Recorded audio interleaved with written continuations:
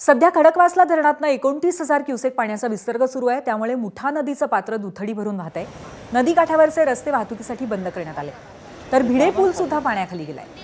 पुणे शहरामध्ये पावसाने विश्रांती घेतली आहे, मात्र धरण पाणलोट क्षेत्रामध्ये संततधार पाऊस सुरू आहे।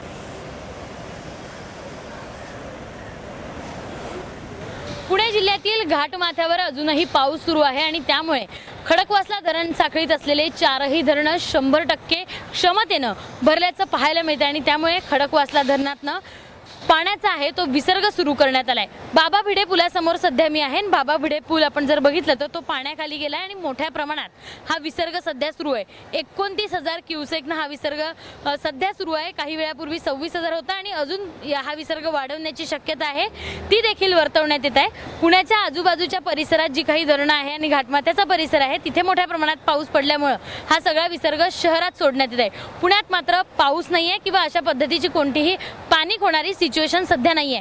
पण बघितलं तर नदी पात्रात ते दोन्ही जे रस्ते आहेत ते दोन्ही रस्ते सध्या पुणेकरांसाठी बंद करण्यात आले आहे आणि या दोन्ही रस्त्यांचा ताण आहे तो सध्या पुणेकरांवर येणार आहे आणि त्यामुळे दोन्ही आजूबाजूच्या म्हणजे पेठांपासून तर डेक्कन पर्यंतचे जाणारे जे रस्ते आहेत त्या रस्त्यांवर काही प्रमाणात वाहतूक कोंडीचा सामना पुणेकरांना करावा लागणार आहे। कॅमेरामन विजय राऊत सह शिवानी पांढरे, ABP माझा, पुणे।